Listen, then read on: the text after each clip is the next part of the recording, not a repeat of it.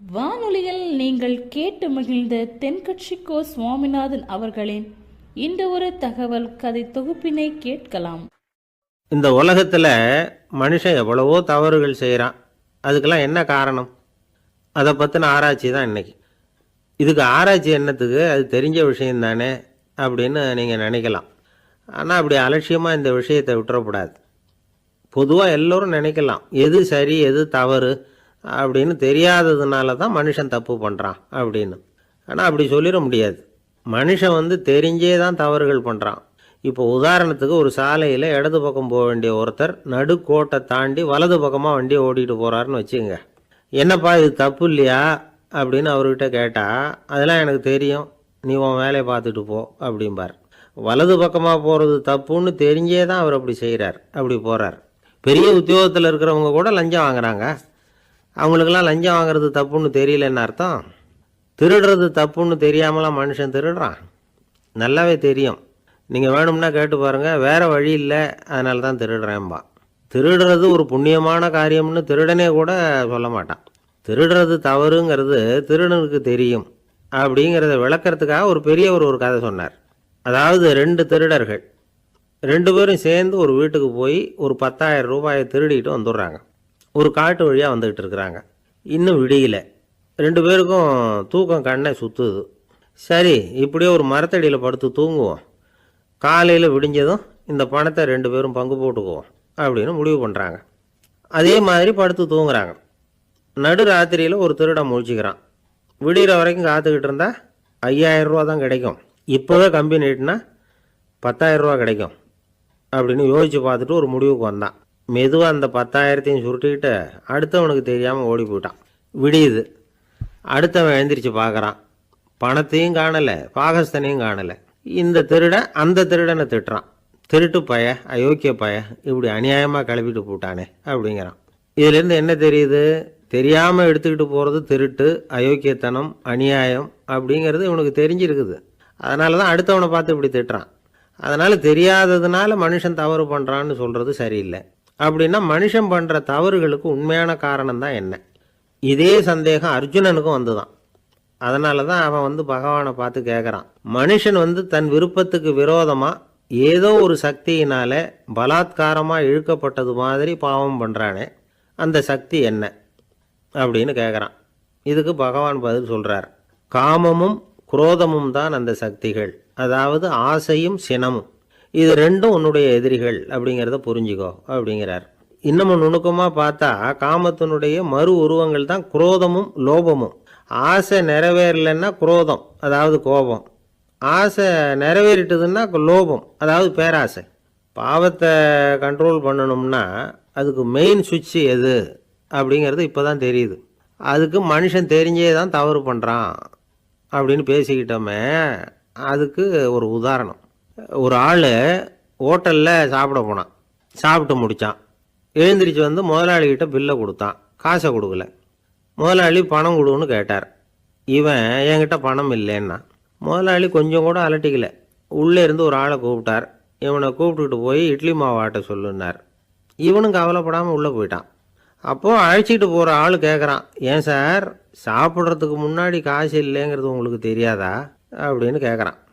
தெரியும், காசு இல்லைங்கிறதும் தெரியும், காசு இல்லாமல் சாப்பிட்டா மாவாட்டணுங்கிறதும் தெரியும் அப்படின்னா அந்த ஆள். அப்படின்னா நீங்கள் உங்கள் வீட்லேயே சாப்பிட்ருக்கலாமே அப்படின்னு கேட்குறான் அவன்.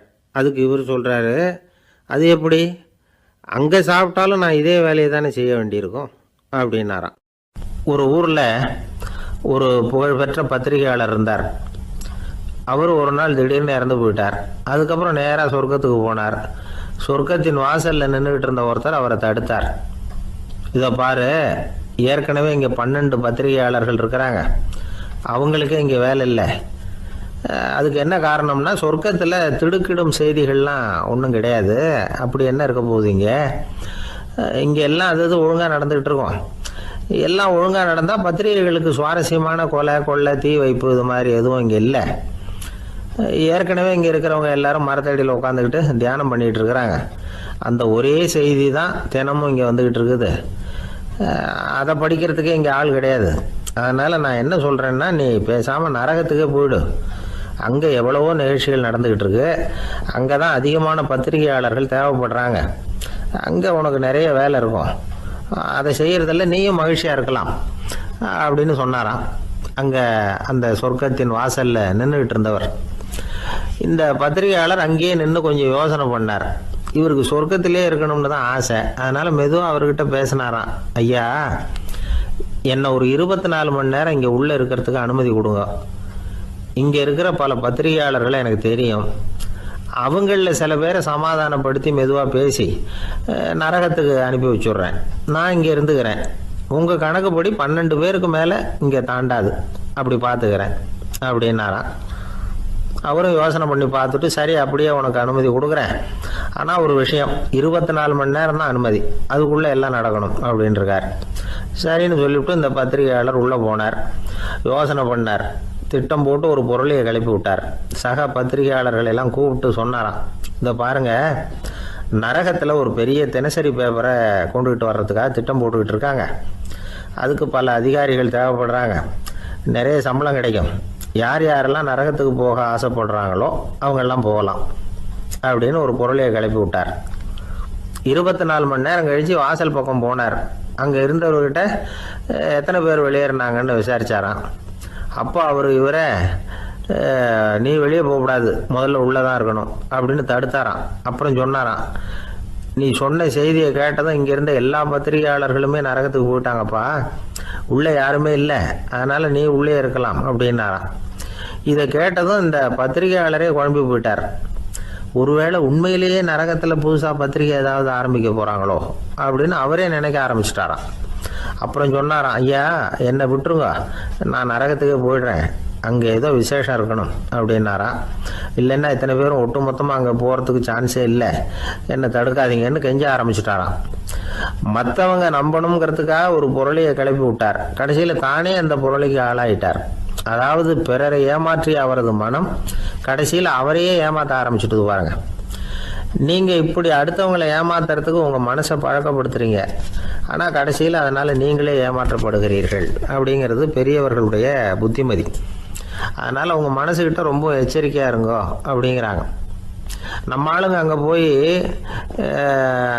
என்ன சொல்லுவாங்கன்னா, இந்த பாரு அங்கே போகாத இங்கே போகாதேன்னு பயமுறுத்துறது உண்டு. சில பேர் அங்கே பேய் இருக்குது, பிசாசு இருக்குது அப்படின்னு பொருளையை கிளப்பி விடுறது உண்டு. இருட்டு நேரம் காட்டு வழியாக ஒருத்தன் போய்கிட்டு இருக்கிறான். அங்கே பேய் பிசாசு நடமாட்டம் இருக்கிறதாக வதந்தி. இவன் பயந்துக்கிட்டே வேகமாக போகிறான். காடு முடிஞ்சு மெயின் ரோட்டுக்கு வந்து சேர்ந்தான்.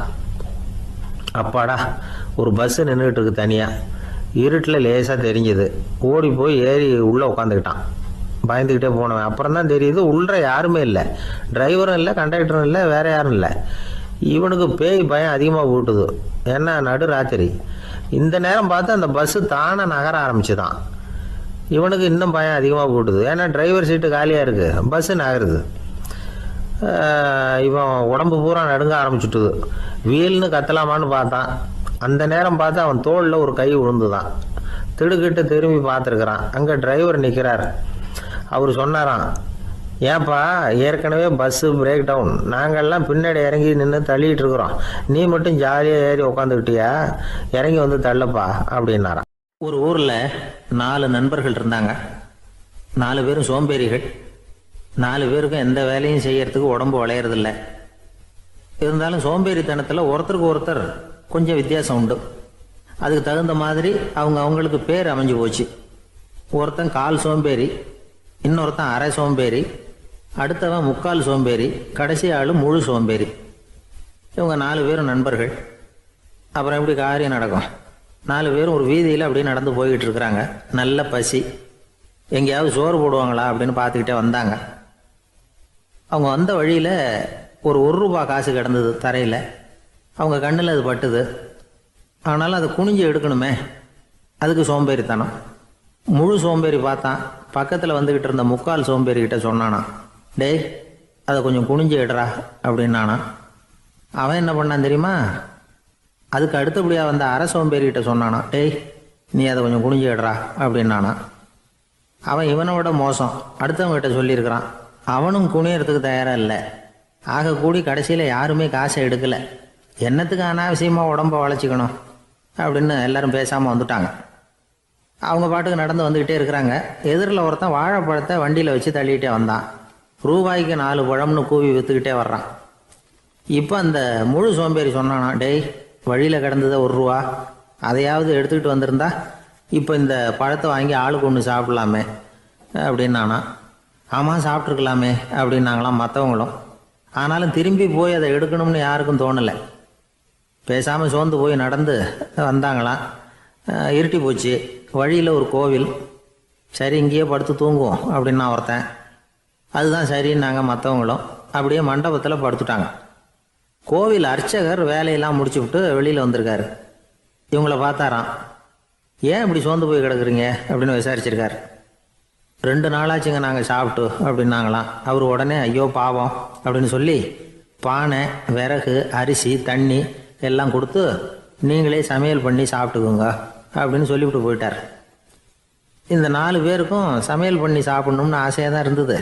ஆனால் அடுப்பு பற்ற வைக்கணுமே, அதுக்கு தீப்பெட்டி வேணுமே. தீப்பெட்டி இல்லை. இப்போ முழு சோம்பேறி ஆரம்பித்தான்.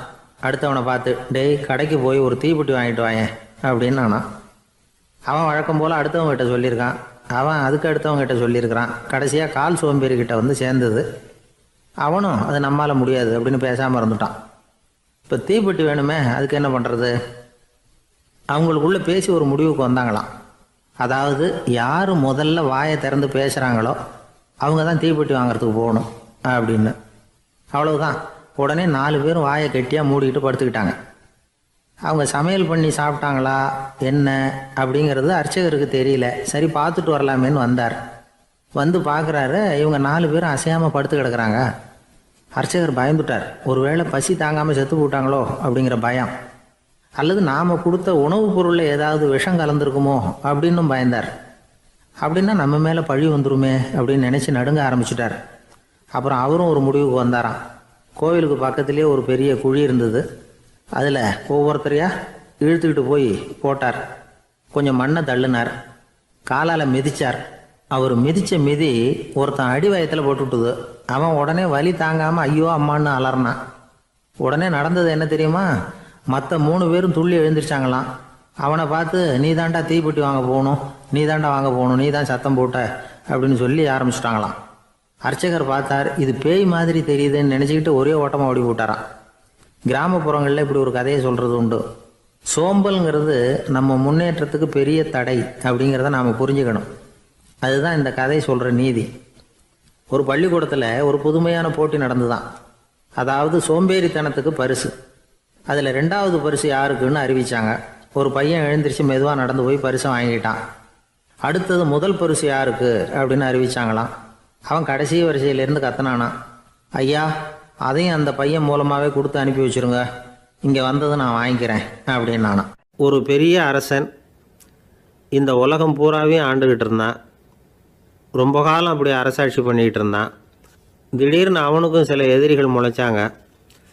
அவங்கெல்லாம் ஒன்று சேர்ந்து இவனை தோற்கடிச்சுட்டாங்க. தோற்று போனதும் இவனுக்கு பயம் வந்துட்டுது, எங்கே எதிரிகள் நம்ம கொண்டுடுவாங்களோ அப்படின்னு.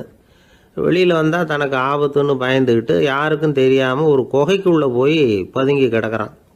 நிலைமையை பாருங்கள். முதல் நாள் அரண்மனையில் அதிகாரம் பண்ணிக்கிட்டு இருந்தவன் மறுநாள் குகையில் பயந்து போய் பதுங்கி கிடக்கிறான். ராத்திரி நேரம் வந்தது. பசி வயத்தை கிள்ளுது. பிச்சை எடுத்து சாப்பிட வேண்டிய நிலைமை. பிச்சை எடுக்கிறதுக்கு பாத்திரம் வேணுமே, என்ன பண்ணுறது அப்படின்னு அங்கேயும் இங்கேயும் பார்க்குறான். ஒரு மூலையில் யாரோ விட்டுட்டு போன ஒரு ஓடு கிடக்குது. அதை எடுத்துக்கிட்டு புறப்பட்டான். இருட்டில் வழி புரியல. ஏதோ ஒரு யூகத்தில் காலை மெதுவாக எடுத்து வச்சு நடந்து போயிட்டுருக்கிறான். வழியில் ஒரு கருப்பு நாய் படுத்து கிடந்தது. இருட்டில் அவன் இது கண்ணுக்கு சரியாக தெரியல. அவனுக்கு தவறி போய் காலை வச்சுட்டான். அது மேலே நாய் சும்மா இருக்குமா, வள்ளுன்னு விழுந்து கடிச்சு விட்டுது. காலை பார்க்குறான். காலத்தையும் நினச்சி பார்க்குறான். அரண்மனையில் வீரக்கழல் அணிந்த காலை உடைய மன்னா அப்படின்னு புகழ்வாங்களே புலவர்கள்லாம். ஆனால் அது இன்றைக்கி நாய் கடித்த காலம் ஆகிட்டுதே அப்படின்னு நினைக்கிறான். அது மட்டும் இல்லை, முன்னாடியெல்லாம் பொற்கிண்ணங்களில் தான் அவன் சாப்பிடுவான். ஆனால் இப்போது உடஞ்சி போன ஓட்டு, அது ஓட்டை கையில் வச்சுக்கிட்டு நிற்கிறான். அதில் ஏதாவது யாராவது சாப்பாடு போடுவாங்களான்னு. முன்னாடியெல்லாம் நிறைய பேர் அரண்மனைக்கு வருவாங்க. அரசருக்கு காணிக்கைன்னு சொல்லி இவன் காலடியில் கொண்டாந்து கொட்டுவாங்க. அப்போல்லாம் இவன் அந்த ஜனங்களுடைய முகத்தை திரும்பி கூட பார்க்கறதில்ல, ரொம்ப கர்வமாக உட்காந்துருப்பான். அதே ஆள் இன்றைக்கி எல்லார் கண்ணுலேயும் படுறது மாதிரி பிச்சை எடுத்துக்கிட்டு இருக்கிறான். அப்போலாம் காணிக்கைகளை தன்னுடைய கையால் வாங்கிறது தனக்கு கௌரவ குறைச்சல்னு நினச்சி தன்னுடைய வேலைக்காரங்களை விட்டு தான் அதை வாங்க சொல்லுவான். இப்போ பார்த்தீங்கன்னா அவனே தன் கையாலேயே பிச்சை வாங்குறான். நினச்சி பாருங்கள், அந்த மனுஷன் நாள் அரசன், மறுநாள் பிச்சைக்காரன், எவ்வளோ வித்தியாசம். செல்வம் தான் இப்படி ஒரு வித்தியாசம் ஏற்படுறதுக்கு காரணம். அப்படிப்பட்ட செல்வம் வாழ்க்கையை நடத்துறதுக்கு நமக்கு தேவை தான். ஆனால் அதையே நாம் அடைய வேண்டிய பயனாக நினைக்கிறோம் பாருங்கள், அதுதான் வேடிக்கை. இதை நம்மாழ்வார் அழகாக ஒரு பாசுரத்தில் சொல்கிறார். ஒரு நாயகமாய் ஓட உலகுடன் ஆண்டவர், கருணாய் கவர்ந்த காலர், சிதைகிய பானையர், பெருநாடு காண இம்மையிலே பிச்சைதாம் கொள்வர், திருநாரணன் தாழ் காலம் பெற சிந்தித்து உய்மினோ அப்படிங்கிறார் நம்மாழ்வார். ஒரு பெரிய பணக்காரர் ஒரு துறவிகிட்ட போய், சாமி என்கிட்ட நிறைய பணம் இருக்குது, இருந்தாலும் நிம்மதி இல்லை, என்னால் நிம்மதியாக இருக்க முடியல, என்ன காரணம்னு கேட்டாராம். உடனே அந்த துறவி இதுக்கு நேரடியாக பதில் சொல்லாமல் பக்கத்தில் நின்றுக்கிட்டு இருந்த ஒரு குழந்தைய கூப்பிட்டார். அது ஓடியாந்தது. ஒரு ஆப்பிள் பழத்தை எடுத்து அது கையில் கொடுத்தார். அதை வாங்கிக்கிட்டு குழந்தை சிரிச்சுது. இன்னொரு பழத்தை எடுத்து கொடுத்தார். அதை இன்னொரு கையில் வாங்கிட்டு சிரிச்சுது. மூணாவது ஆப்பிள் எடுத்து கொடுத்தார். 2 பழத்தையும் நெஞ்சில் அணைச்சிக்கிட்டு 3ஆவது பழத்தையும் வாங்கிறதுக்கு முயற்சி பண்ணிச்சு. ஆனால் அது உடனே நழுவி கீழே விழுந்து உருண்டு ஓடிச்சு. ஏற்கனவே இருந்ததும் விழுந்துட்டுது. இப்போ அந்த குழந்தை அழ ஆரம்பிச்சுட்டுது. இப்போ அந்த துறவி பணக்காரர்கிட்ட சொன்னாராம், குழந்தைய கவனிச்சியா, 2 ஆப்பிள் போதும்னு அது நினச்சிருந்தா இப்போ அது அழ வேண்டிய அவசியம் வந்திருக்குமா அப்படின்னாராம். எதுவுமே அளவுக்கு மிஞ்சினா துன்பந்தான். இந்த காலத்தில் இதெல்லாம் யார் காதில் வாங்குறாங்க? ஒருத்தனை நல்ல வழிக்கு கொண்டு வரணும்னு நினச்சி அவனை கூப்பிட்டு உட்கார வச்சு இந்த கதையை சொல்லிகிட்டு இருந்தாங்க. சொல்லிவிட்டு அந்த குழந்தை செஞ்சது தப்பு தானே அப்படின்னு கேட்டிருக்கிறாங்க. ஆமாம், தப்பு தான், நானாக இருந்தால் அப்படி செஞ்சுருக்க மாட்டேன் நானா இவன். 2 பழமே போதும்னு சொல்லியிருப்பியா அப்படின்னு கேட்டிருக்காங்க. அப்படி இல்லைங்க, அவர் கொடுக்க கொடுக்க ஒவ்வொரு பழமாக வாங்கி பின்னாடி வச்சுட்டு மறுபடியும் கையை நீட்டுவேன் அப்படிங்கிறானா. இவெல்லாம் எந்த காலத்தில் திருந்துறது? ஒரு ஊரில் ஒரு குரு இருந்தார், ஜென் குரு. அவரை தேடிட்டு ஒரு மன்னர் வந்தார். வந்தவர் ஜப்பான் மன்னர். தோட்டக்கலையை பற்றி தெரிஞ்சுட்டு போகிறதுக்காக அவர் வந்தார். எப்படி தோட்டம் அமைக்கிறது அப்படிங்கிறத பற்றி அந்த குரு விவரமாக சொல்லி கொடுத்தாரு. 1 நாள் 2 நாள் இல்லை, 3 வருஷம் கற்றுக் கொடுத்தார். அதுக்கப்புறம் சொன்னார், நான் கற்றுக் கொடுத்துட்டேன், இனிமேல் நீங்கள் போகலாம், போய் தோட்டம் அமைக்கலாம், அதுதான் உங்களுக்கு பரிசை. தோட்டம் அமைச்ச பிறகு சொல்லி அனுப்புங்க, நான் வந்து பார்க்குறேன். நீங்கள் இங்கே என்னவெல்லாம் கற்றுக்கிட்டீங்களோ அதையெல்லாம் அங்கே செயல்முறையில் செஞ்சு காட்டுங்க அப்படின்னு சொல்லி அனுப்பி வச்சார். மன்னர் போனார். அரண்மனைக்கு பக்கத்திலேயே ஒரு பெரிய தோட்டத்தை உண்டு பண்ணினார். அழகான மரங்களையும் செடிகளையும் உருவாக்கினார். கிட்டத்தட்ட 1000 தோட்டக்காரர்களை பயன்படுத்தி 3 வருஷங்கள் முயற்சி பண்ணி அந்த அழகான தோட்டத்தை உருவாக்கினார். குருக்கிட்ட இருந்து செய்தி வந்தது, நாளைக்கு வந்து தோட்டத்தை பார்க்குறேன் அப்படின்னு. மன்னர் உடனே சுறுசுறுப்பாயிட்டார். முதல் நாளே தோட்டத்தை சுத்தப்படுத்தினார். ராத்திரி பூரா யாரும் தூங்கலை. எல்லாருக்கும் தோட்டத்தை ஒழுங்குபடுத்துகிற வேலை. அது அந்தந்த இடத்துல ஒழுங்காக இருக்குதா அப்படின்னு சரி பார்த்தாங்க. ஒரு தவறும் இல்லாத வகையில் அதை ஒழுங்குபடுத்தினாங்க. மறுநாள் குரு வந்தார், தோட்டத்தை பார்த்தார். அவருக்கு கோபம் வந்துட்டுது. மன்னருக்கு ஆச்சரியம், எப்பவும் சிரிச்சுக்கிட்டே இருக்கிறவர் இப்போ எப்படி இருக்கிறாரே அப்படின்னு. மெதுவாக குருக்கிட்ட போய், எல்லாம் சரியாக தானே இருக்குது அப்படின்னார். எல்லாம் சரிதான், ஆனாலும் எங்கே அந்த பொன்னிற காற்று அப்படின்னார். உதிர்ந்த இலைகள், பொன் மஞ்சள் நிற இலைகள் காற்றில் அப்படி புரண்டு ஓடுவதை நான் பார்க்க முடியவில்லையே அப்படின்னாராம். அது இல்லாமல் இந்த தோட்டம் உயிரோட்டம் உள்ளதாக இருக்காது, இதில் பாடல் இல்லை, ஆடல் இல்லை, அதெல்லாம் இல்லாமல் இந்த தோட்டம் ரொம்பவும் செயற்கையாக தெரியுதேன்னாராம். மன்னர் இப்போ தான் யோசனை பண்ணார்.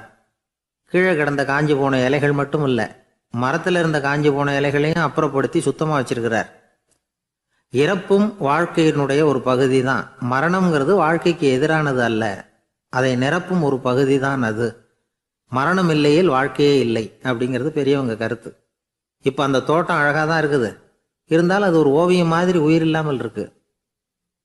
குரு ஒரு வாளியை கையில் எடுத்துக்கிட்டார். தோட்டத்தை விட்டு வெளியில் போனார்.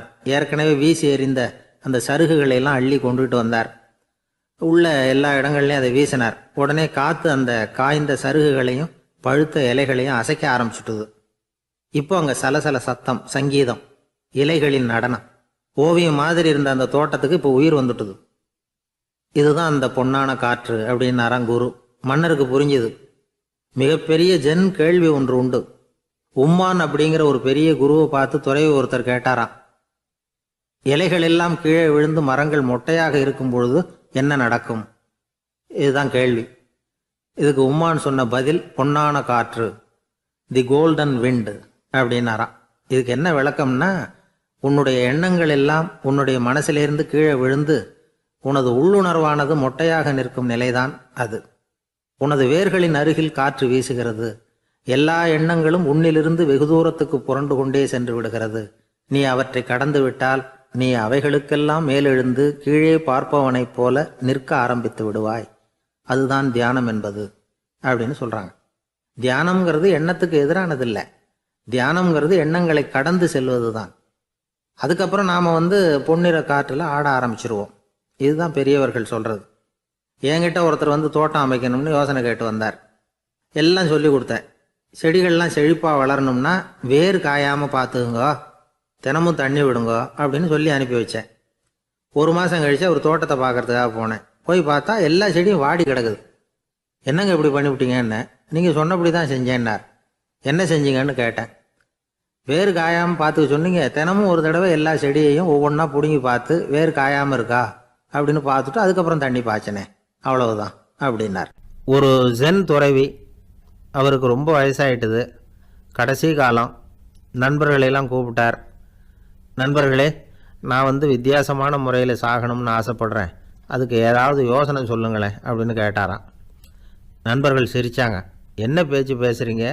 சாவறதுங்கிறது என்ன விளையாட்டுத்தனமான காரியமா அப்படின்னு கேட்டிருக்காங்க. அந்த துறவி கொஞ்ச நேரம் யோசனை பண்ணார். அப்புறம் கேட்டாராம், இது வரைக்கும் யாராவது நடந்துக்கிட்டே இறந்துருக்குறாங்களா அப்படின்னாராம். எல்லாரும் இல்லைன்னாங்களாம். ஒருத்தர் மட்டும் சொல்லியிருக்கார், அப்படியும் ஒருத்தர் இறந்துருக்கிறதாக ஒரு கதையில் படிச்சிருக்கிறேன், ஒரு ஞானியால் தான் அப்படியெல்லாம் செய்ய முடியும் அப்படின்னு அவர் சொன்னாராம். சரி, அப்படின்னா அந்த முறை நமக்கு வேணாம், நின்றுக்கிட்டே யாராவது உயிரை விட்டுருக்காங்களா அப்படின்னு விசாரித்தாராம். அப்படியும் ஒருத்தர் இறந்துருக்கிறார் அப்படின்னாங்களாம். மறுபடியும் அந்த துறவி யோசனை பண்ணியிருக்கிறார். ஏதாவது வித்தியாசமான முறையில் நாம் போகணும் அப்படிங்கிறது அவருடைய விருப்பம். மனிதன் எப்படி வாழ்கிறானோ அப்படி இறப்பது தான் நல்லது. சரி, யாராவது தலைகீழாக யோகம் செய்யும் நிலையில் இறந்துருக்கிறாங்களா அப்படின்னு விசாரித்தாராம். நண்பர்கள் சிரித்தாங்க. தலைகீழாக நின்னபடி இறந்ததாக நாங்கள் கேள்விப்பட்டதே இல்லை, அது முடியாத காரியம் அப்படின்னு இருக்காங்க. இப்போ அந்த துறவிக்கு திடீர்னு உற்சாகம் வந்துட்டுது. உடனே எழுந்திரிச்சார், தலைகீழாக நின்னார், அப்படியே உயிரை விட்டுட்டார். அவ்வளோதான். அந்த மடாலயத்தில் ஒரே குழப்பம். எப்படி அவரை கீழே இறக்கி படுக்க வைக்கிறது அப்படின்னு புரியல. இப்படி உயிர் விடுறதை பற்றி அவங்க இது வரைக்கும் கேள்விப்பட்டதும் இல்லை. உண்மையிலேயே இவர் இறந்து தான் போனாராங்கிறதும் தெரியல. சோதித்து பார்த்தாங்க. இதய துடிப்பு, நாடி துடிப்பு எல்லாம் நின்று போயிருந்தது. இவர் எப்போவும் இப்படி தான், என்ன பண்ணுறது இப்போது அப்படின்னு சொல்லி எல்லாரும் குழம்பிக்கிட்டு இருக்கிற சமயத்தில் ஒரு பெரியவர் யோசனை சொன்னார். இந்த துறவியோட மூத்த சகோதரி பக்கத்து மடாலயத்தில் இருக்கிறாங்க, அவங்கள இங்கே அழைச்சிட்டு வந்தால் ஏதாவது வழி கிடைக்கும் அப்படின்னார். அந்த அம்மாவுக்கு 90 வயசு. அழைச்சிட்டு வந்தாங்க. ஒரு குச்சியை ஊன்றிக்கிட்டு அப்படியே மெதுவாக நடந்து வந்தாங்க. தம்பி, தலைகீழாக நின்று உயிர் விட்டு இறக்கிறத பார்த்தாங்க. தம்பின்னு கூப்பிட்டு பார்த்தாங்க, ஒன்றும் காணோம். உடனே என்ன பண்ணாங்க, தன்னுடைய கைத்தடியால் தம்பியோட உடலை ஒரு தட்டினாங்க. ஏப்பா, சாகிறப்பவும் உன்னுடைய குறும்புத்தனத்தை விடலையா? இப்படியாடா சாகிறது, ஒழுங்காக செத்து தொலை அப்படின்னாங்களாம். அவ்வளவுதான். உடனே அந்த துறவி திரும்பி நேராக நின்னார். அக்கா, கோவப்படாத, நான் ஒழுங்காக சாகிறேன், எப்படி செத்தா என்ன, எல்லாம் எனக்கு ஒன்று தான் அப்படின்னு சொல்லிவிட்டு அப்படியே தரையில் படுத்து உயிரை விட்டாராம். அதுக்கப்புறம் அந்த அம்மா கோலை கையில் எடுத்துக்கிட்டு அப்படியே திரும்பி கூட பார்க்காம அவங்க பாட்டுக்கு போயிட்டாங்களாம். மரணத்தை ஒரு விளையாட்டாக ஆக்கிய அந்த துறவிக்கு வாழ்க்கையே ஒரு விளையாட்டாக தான் இருந்திருக்குது. எந்த நோக்கமும் இல்லாமல் செயல்படுறதுன்னா என்னங்கிறதும் அவருக்கு தெரிஞ்சிருக்குது. பயனை எதிர்பார்க்காம பணி செய்து வாழ்ந்து மறைந்த மகான் அவர். தம்முடைய தொழிலை விளையாட்டு போல செய்ய தெரிஞ்சவருக்கு வாழ்க்கையே ஒரு விளையாட்டாக மாறிடும். எல்லாமே விளையாட்டாகி விடுகிற போது மரணமும் விளையாட்டாகிவிடும் அப்படிங்கிறது தான் அந்த தத்துவம். ஆனால் அதுக்கு முன்னாடி உங்களுக்குள்ளே இருக்கிற உண்மையான நடிகனை நீங்கள் அடையாளம் கண்டுபிடிக்கணும். நீங்கள் நடிக்க வேண்டியதே இல்லை, நீங்கள் ஏற்கனவே நடிச்சுக்கிட்டு தான் இருக்கிறீங்க. நீங்கள் இந்த உண்மையை தெரிஞ்சுக்கணும், அவ்வளவுதான். இதுதான் ஞானிகளுடைய கருத்து. வாழ்க்கையை சரியாக புரிஞ்சுக்கிட்டால் எல்லாமே நடிப்புங்கிறது புரியும். கல்யாண பத்திரிக்கை அனுப்பியிருந்தேனே, ஏன்டா வரலன்னு கேட்டான் ஒருத்தன். வந்திருந்தேனே அப்படின்னானா இவன். டேய், ஏன்டா போய் சொல்கிற, நான் பத்திரிக்கையே உனக்கு அனுப்பலையே அப்படின்ட்டுருக்கான் அவன். அதுக்கு இவன் சொன்னானா, பத்திரிக்கை அனுப்புனேன்னு நீ போய் சொல்கிறப்போ கல்யாணத்துக்கு வந்தேன்னு நான் போய் சொல்லக்கூடாதா அப்படின்னானா. ஒரு ஊரில் ஒருத்தர் இருந்தான். ஒரு நாள் காலையில் எழுந்திரிச்சான். ஒரு 10 ரூபாய் எடுத்து சட்டை பையில் வச்சுக்கிட்டான். கடை தெருவுக்கு புறப்பட்டான். காய்கறி வாங்குறதுக்காக அவன் போகிறான். காய்கறி சந்தைக்கு போய் சேர்ந்தான். கத்திரிக்காய் 1/4 கிலோ கொடுங்கன்னான். கொடுத்தாங்க. காசு கொடுக்கறதுக்காக சட்டை பையில் கையை விட்டான். பணத்தை காணும். 10 ரூபாயை சட்டை பையில் வச்சுக்கிட்டு தான் வந்தான். அது இப்போ அங்கே இல்லை. வழியில் எங்கேயும் அது விழுந்துட்டு போட்டுருக்கு. அல்லது யாராவது திருடர்கள் தெரியாமல் அதை எடுத்துக்கிட்டு போட்டாங்களா என்னன்னு தெரியல. எப்படியோ 10 ரூபாயை அவன் இழந்துட்டான். கையில் காசு இல்லை. அதனால் கத்திரிக்காயை திருப்பி கொடுத்துட்டு கவலையோடு வீட்டுக்கு திரும்பி வந்தான். அதையே நினச்சிக்கிட்டு இருந்தான். அவனுக்கு துக்கம் அதிகமாக போச்சு. அழ ஆரம்பிச்சிட்டான். காய்கறிகள் வாங்கிட்டு வந்து ஆனந்தமாக சமைச்சு சாப்பிட்லாம்னு நினச்சோம். அது முடியாமல் போச்சேங்கிற கவலை அவனுக்கு. அதனால் அதை மறக்கவே முடியல. இது நடந்து கொஞ்ச நாள் ஆச்சு. அதே மனுஷன் இன்னொரு நாள் அதே மாதிரி புறப்பட்டான். பணத்தை எடுத்து பையில் வச்சுக்கிட்டான். காய்கறி சந்தையை நோக்கி போய்கிட்டு இருக்கிறான். இப்போ வழியில் ஒரு ஏழை பையனை பார்த்தான். தம்பி, எங்கே போகிற அப்படின்னு கேட்டான். ஐயா, பள்ளிக்கூடத்துக்கு போயிட்டுருக்கிறேன்னா அவன். சரி, அதுக்கே எவ்வளவு கவலையோடு போயிட்டுருக்கிற அப்படின்னு விசாரித்தான் அவன். ஐயா, நான் ரொம்ப ஏழை, வீட்டில் வசதி இல்லை, பரீட்சைக்கு பணம் கட்டணும், இன்றைக்கி கடைசி நாள், என்ன செய்கிறதுன்னு தெரியலன்னா. இவன் பார்த்தான். தாங்கிட்ட இருக்கிற பணத்தை எடுத்து அந்த பையன்கிட்ட கொடுத்தான். இதை வச்சுக்கோ, உடனே பணத்தை கட்டு, நல்லா படி, பரீட்சை எழுது அப்படின்னு சொல்லிவிட்டு திரும்பி வந்துட்டான். வெறுங்கையோடு திரும்பி வந்தும் வீட்டில் கேட்குறாங்க, எங்கே காய்கறின்னு வழக்கம் போல் கேட்டாங்க. இவன் நடந்ததை சொன்னான். இப்போ வீட்டில் இருந்தவங்க அவங்ககிட்ட ஒரு கேள்வி கேட்டாங்க. ஏங்க, இதே மாதிரி முன்னாடி ஒரு தடவை காய்கறி வாங்க போய் வெறுங்கையோடு திரும்பி வந்தீங்க, இப்போவும் வெறுங்கையோடு தான் திரும்பி வந்திருக்கிறீங்க. ஆனால் முன்னாடி வந்தப்போ வருத்தமாக இருந்தீங்க, இப்போ உங்கள் முகத்தில் வருத்தம் தெரியலையே அப்படின்னு கேட்டிருக்கிறான். அதாவது வீட்டில் இருக்கிறவங்க கேட்டாங்களாம். இப்போ அந்த மனுஷன் யோசிக்க ஆரம்பித்தானான். இந்த 2 நிகழ்வுகளுக்கு என்ன வித்தியாசம்? போன தடவை அவன் பணத்தை இழந்தான், இந்த தடவை அவன் பணத்தை இழந்திருக்கிறான். போன தடவை யாரோ திருடிட்டு போயிட்டாங்க, இந்த தடவை அவனாவே ஒரு பையன் பேரில் இறக்கப்பட்டு எடுத்து கொடுத்துருக்குறான். அன்னைக்கு பணம் போயிட்டுதேன்னு வருத்தமாக இருந்தது, இன்றைக்கி பணம் போனாலும் மனசுக்கு மகிழ்ச்சியாக இருக்குது, நிறைவாக இருக்குது. கொஞ்சம் யோசிச்சு பாருங்கள். பணத்தை இழந்தது மகிழ்ச்சிக்கோ வருத்தத்துக்கோ காரணமாக இருக்க முடியாது. அப்படின்னா வேறு எது காரணம்? அன்றைக்கு பணத்தை இழந்துட்டேன்னு அழுதான், இன்றைக்கு பணத்தை இழந்தாலும் மகிழ்ச்சியாக இருக்கிறான். ஆகவே மகிழ்ச்சிக்கும் துக்கத்துக்கும் இழப்பு காரணம் அல்ல, இழப்பு பற்றிய நம்முடைய அறிவு தான் காரணம் அப்படிங்கிறது பெரியவர்களுடைய கருத்து.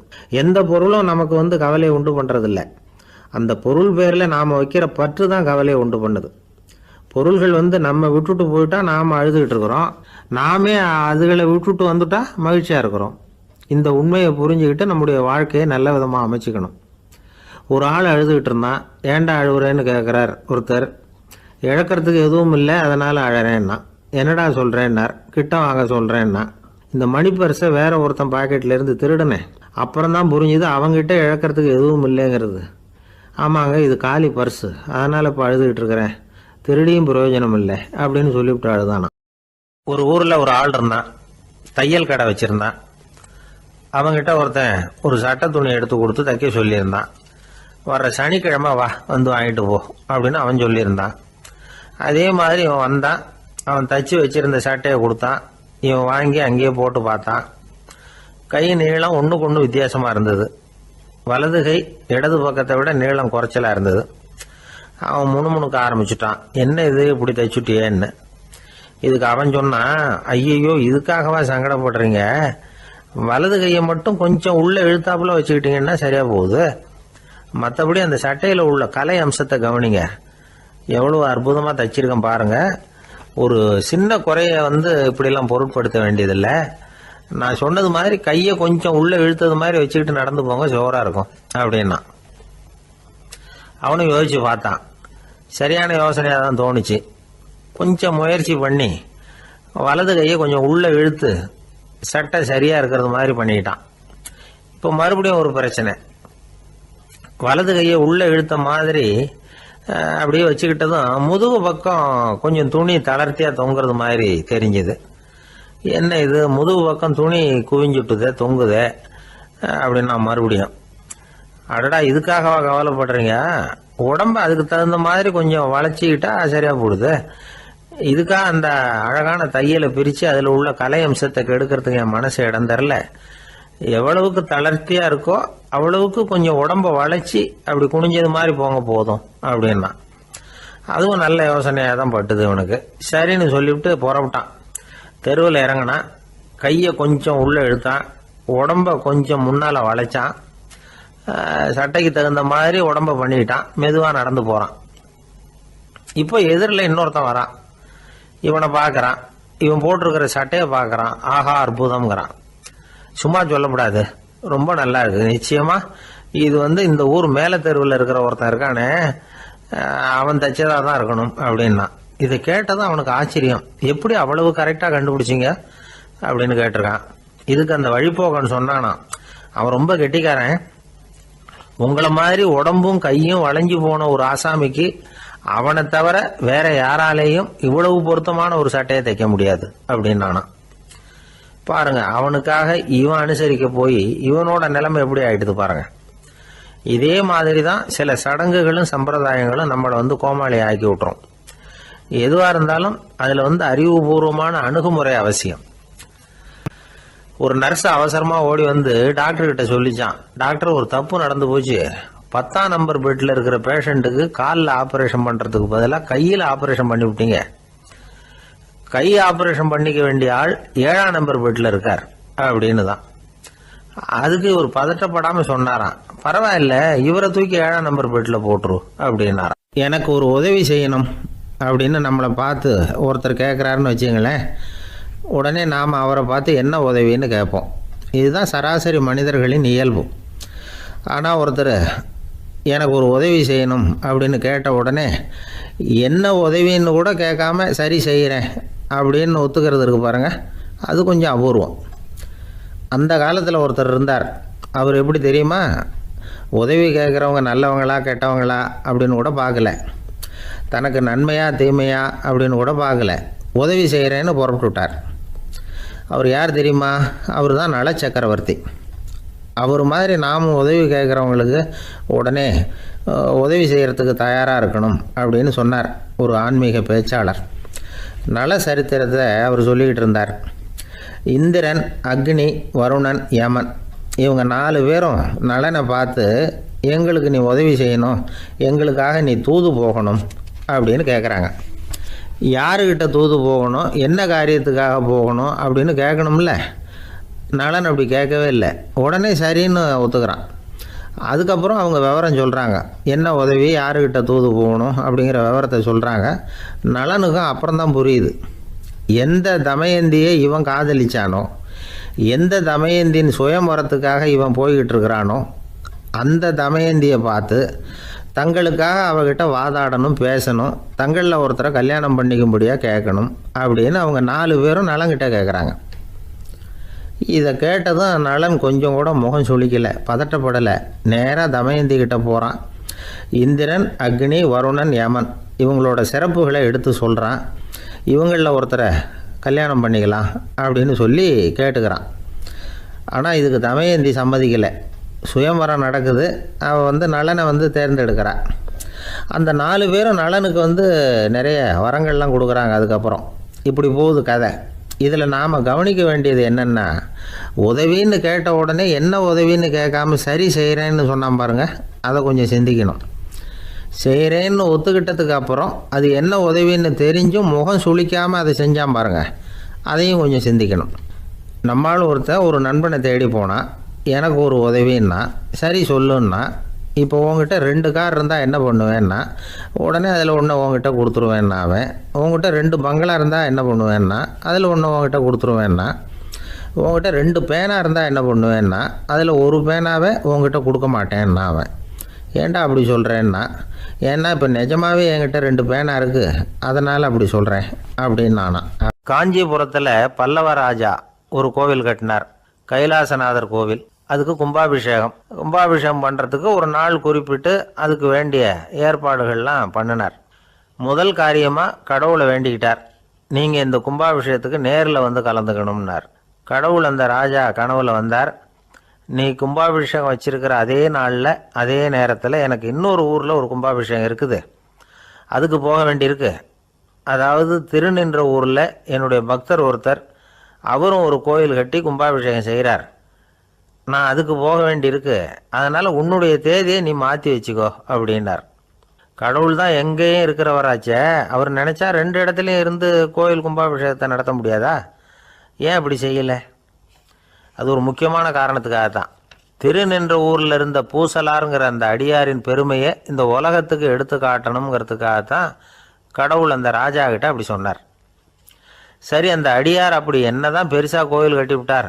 ராஜா கட்டின கோயிலை விட பெருசா? அவர் கட்டினது கருங்கல்லாலேயோ மண்ணாலேயோ மரத்தாலேயோ இல்லை. அவர் கட்டின கோயில் வேறு மாதிரி. அது மனசால் கட்டின கோயில், மனசுக்குள்ளே இருக்கிற கோவில், மனக்கோவில். அந்த அடியார் தன்னோட மனசுக்குள்ளே மாதக்கணக்காக ஒவ்வொரு கல்லாக சேர்த்து கட்டின கோவில். இந்த விஷயம் ராஜாவுக்கு தெரியாது. அவர் என்ன நினச்சிட்டாரு, அது நாம் கட்டின கற்கோயிலை விட ரொம்ப பெருசாக இருக்கும் போல இருக்கு அப்படின்னு நினச்சிட்டார். சரி, அப்பேற்பட்ட அந்த கோயிலை தரிசனம் பண்ணிவிட்டு வருவோம் அப்படின்னு நினச்சி ராஜா திருநின்ற ஊருக்கு போகிறார். அங்கே போய் பார்த்தா கோயிலையும் காணும், ஒன்றையும் காணும். கடைசியில் பூசலார் கட்டின மனக்கோவில் தான் அதுங்கிறத அவர் புரிஞ்சுக்கிறார். உடனே அந்த அடியாரின் காலில் விழுந்து வணங்குறார். அவரோ, இது மனசால முயன்ற கோவில், இதுக்கு இத்தனை பெருமையா அப்படின்னு ஆச்சரியப்படுறார். இதில் ஆச்சரியப்படுறதுக்கு ஒன்றும் இல்லை. ஆண்டவன் விரும்புகிறது அகபக்தியையே தவிர புற தோற்றங்களே அல்ல. இதை நாம் புரிஞ்சுக்கிட்டோம்னா நமக்குள்ளே எந்த வேறுபாடுகளும் வர்றதுக்கு வழியே இல்லை. இன்னொரு ராஜா இருந்தார். அவர் ஆண்டவனுக்கு படைக்கிறதுக்காக ஒரு தார் நல்ல செவ்வாழைப்பழமாக எடுத்துக்கிட்டு போகணும்னு நினச்சார். அதனால் முத நாளே அதை வாங்கிட்டு வர சொன்னார் வேலைக்காரங்கிட்ட. வேலைக்காரன் போனால் கடைத்தெருவில் ஒரு தார் பழம் வாங்கினான். வர்ற வழியில் அவன் குடிசை. அப்படியே எட்டி பார்த்துட்டு போவோமேன்னு நினச்சான். போனான். அங்கே இவனோட குழந்தை பாவம் பசியால் கத்திக்கிட்டு இருக்கு. இவன் பார்த்தான், இவ்வளவு பெரிய தாரில் ஒரு 2 பழம் எடுத்தால் தெரியவா போகுது அப்படின்னு நினச்சி ஒரு 2 பழத்தை பிச்சு அந்த குழந்தைகிட்ட கொடுத்தான். அது அதை வாங்கி வயிறார சாப்பிட்டுது. பசி அடங்குச்சு, விளையாட போயிட்டுது. இவன் அதுக்கப்புறம் வாழைப்பழத்தை எடுத்துக்கிட்டு அரண்மனைக்கு வந்தான். 2 பழம் பிச்சிருக்கிறது ராஜாவுக்கு தெரிஞ்சு போச்சு. இவன் உண்மையை சொல்லிவிட்டான். உடனே ராஜா, கடவுளுக்கு படைக்க வேண்டிய பொருளை குழந்தை எச்சில் பண்ண விட்டுருக்கியே அப்படின்னு சொல்லி அவனை கட்டி வச்சு சாட்டையால் அடித்தார். பாவம். மறுநாள் பழத்தை கோயிலுக்கு எடுத்துகிட்டு போனார். கடவுள் முன்னாடி வச்சார். கடவுள் கண்ணை திறந்து பார்த்தார், பழம்லாம் அழுகி இருக்குது. என்ன இது அழுகி போன பழம் அப்படின்னார். ராஜா முழிச்சார்.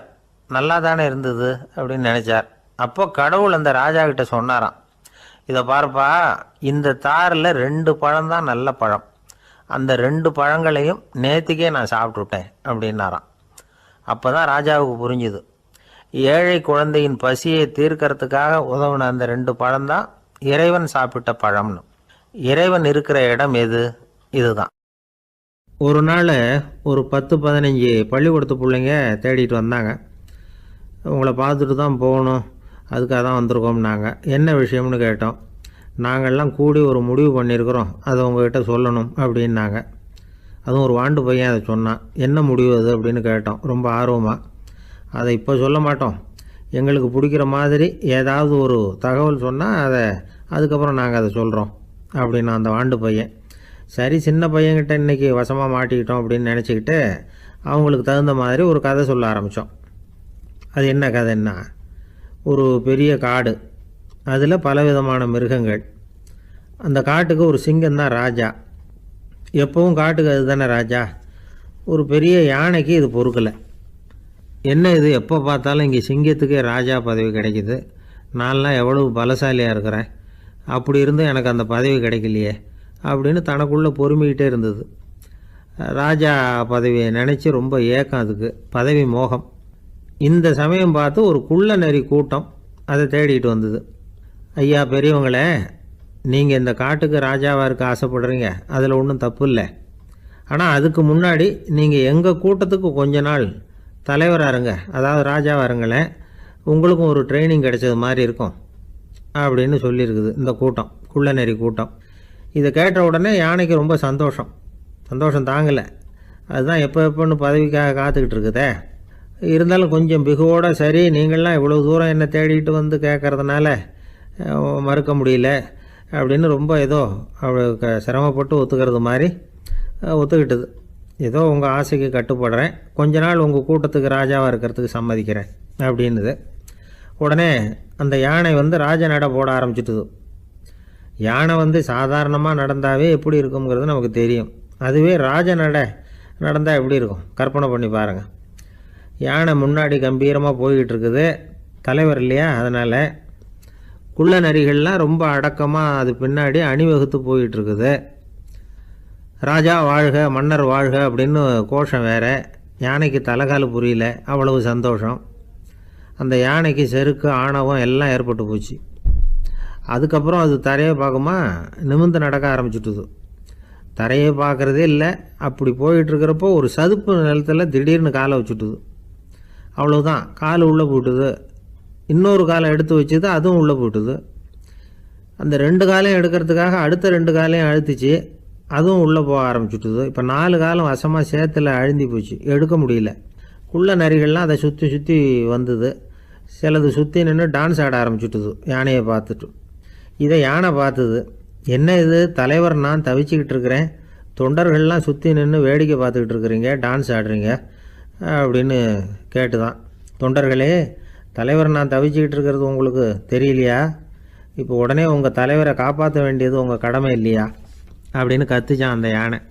குள்ள நரிகளில் ஒன்று முன்னாடி வந்து நின்று அந்த யானையை பார்த்து தான், தலைவரே எங்களுக்கு ரொம்ப நாளாக ஒரு ஆசை, அந்த ஆசையை நிறைவேற்றிக்கிறதுக்காக தான் உங்களை எங்கள் தலைவராக ஏற்றுக்கிறோம்னு சொன்னோம் அப்படின்னு தான். என்ன ஆசைன்னு கேட்டிருக்கு யானை.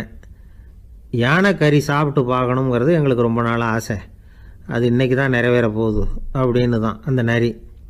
இதை கேட்ட உடனே அந்த யானை அப்படியே மூர்ச்சி ஆகிட்டு தான். நரிகள்லாம் அது மேலே ஏறி குதற ஆரம்பிச்சுட்டு தான். பதவி மேலே இருந்த பேராசை அந்த பலசாலியான யானையையே மாட்டி விட்டுட்டுது பார்த்தீங்களா அப்படின்னு சொல்லி முடித்தோம் இந்த கதையை அந்த சின்ன பிள்ளைங்கக்கிட்ட. சரிங்க, இப்போ நாங்கள் உங்களை தேடி வந்த விஷயம் என்னங்கிறத சொல்லவா அப்படின்னா ஒரு வாண்டு பையன். சீக்கிரம் சொல்லு தம்பி, சஸ்பென்ஸ் தாங்கலை அப்படின்னோம். அவன் மெதுவாக எங்களை பார்த்து சொல்கிறான், எங்களுக்கு கொஞ்ச நாள் நீங்கள் தலைவராக இருந்தால் தேவலை அப்படின்னா. ஒரு ஊரில் ஒரு மன்னன் இருந்தான், கொடுங்கோல் மன்னன். நிறைய தொந்தரவு பண்ணிக்கிட்டு இருந்தான். அவன் ஒரு தடவை என்ன பண்ணான் தெரியுமா? ஒரு தப்பும் பண்ணாத ஒரு இளைஞனை பிடிச்சி ஜெயிலில் அடைச்சுட்டான். அந்த பையனோட சொந்தக்காரங்கள்லாம் ராஜா கிட்ட போனாங்க. அவன் ஒரு தவறும் பண்ணலை, அவனை விடுதலை பண்ணுங்க அப்படின்னு கெஞ்சி கேட்டுக்கிட்டாங்க. மன்னன் வந்து யோசனை பண்ணான், அந்த இளைஞனை கூப்பிட்டுக்கிட்டு வர சொன்னான். அவனை கொண்டாந்து ராஜா முன்னாடி நிறுத்தினாங்க. இதை பாருப்பா, உன்னை நான் விடுதலை பண்ணுவேன், ஆனால் ஒரு கண்டிஷன், அந்த நிபந்தனையை நீ நிறைவேற்றினா உனக்கு விடுதலை அப்படின்னா மன்னன். சரின்னு ஒத்துக்கிட்டான் பையன். மன்னன் வந்து கண்டிஷன் என்னங்கிறத சொன்னான்.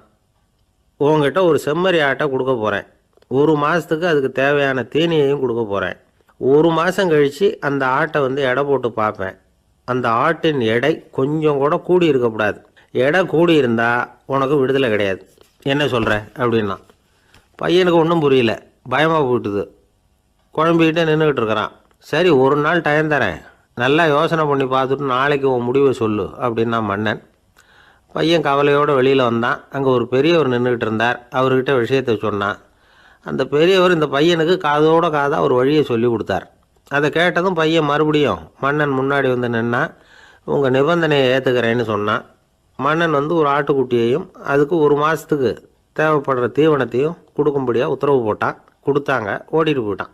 1 மாதம் தினமும் தவறாமல் அந்த தீவனத்தை ஆட்டுக்குட்டிக்கு போட்டுக்கிட்டு இருக்கிறான். 1 மாதம் கழித்து அந்த ஆட்டை வந்து அரண்மனைக்கு ஓட்டிகிட்டு போனான். மன்னன் அதை எடை போட்டு பார்க்குறான், எடை கூடவே இல்லை, அப்படியே தான் இருக்குது. உடனே போட்ட நிபந்தனைப்படி அந்த இளைஞனை வந்து விடுதலை பண்ணிவிட்டான். சரி, ஆட்டுக்கு எடை கூடாமல் இருக்கிறதுக்கு அந்த பெரியவர் சொல்லி கொடுத்த யோசனை என்ன அப்படின்னா, அது வேற ஒன்றும் இல்லை. அந்த ஆட்டுக்கு எதிரில் அது கண்ணில் படுற மாதிரி ஒரு ஓநாயை கட்டி போட சொன்னார். அவ்வளவுதான். ஆட்டுக்கு ஓநாய்ங்கிறது பிறவி பகை. ஓநாயை பார்த்தா ஆடு நடுங்க ஆரம்பிச்சிரும், அவ்வளவு பயம். தினமும் அந்த ஆடு பயந்துக்கிட்டே தீனி சாப்பிட்டுது, எடை கூடல. அதுதான் ரகசியம். இது வந்து சின்ன பிள்ளைங்களுக்கான ஒரு கதை. இதிலேருந்து தெரிஞ்சிக்க வேண்டிய உண்மை என்னென்னா, நாமெல்லாம் சாப்பிட்றப்ப மனசும் உடம்பும் அமைதியாக இருக்கணும். அப்போ தான் அது உடம்புல ஒட்டும். அவசரத்துலேயும் பயத்துலையும் சாப்பிட்டா அது சரியாக ஜீரணமாகாது. இன்னொரு ராஜா இருந்தார். அவரும் ஒரு இளைஞனை ஜெயிலில் அடைச்சி விட்டார். விடுதலை பண்ணணும்னா ஒரு கண்டிஷன்னார். என்னன்னு கேட்டான். ஒரு ஆட்டுக்குட்டியை உன் முன்னாடி கொண்டாந்து நிறுத்துவேன், நீ அதுக்கிட்ட ஒரு கேள்வி கேட்கணும், அதுக்கு சரியான பதிலை சொல்லணும், அப்படி செஞ்சுட்டா உனக்கு விடுதலைன்னார். இளைஞன் யோசனை பண்ணி பார்த்தான், சரின்னு ஒத்துக்கிட்டான். அது பிரகாரமே ஆட்டுக்குட்டியை பதில் சொல்ல வச்சுட்டான். என்ன நடந்தது தெரியுமா? ஆட்டுக்குட்டியை கொண்டாந்து நிறுத்தினாங்க. இவன் மெதுவாக அதுக்கிட்ட போனான். அது காதுகிட்ட போய் ஏப்ரலுக்கு அடுத்த மாதம் என்ன மாதம்னு கேட்டான். அது உடனே மேன்னு கத்திச்சு. இவன் விடுதலை ஆயிட்டான்.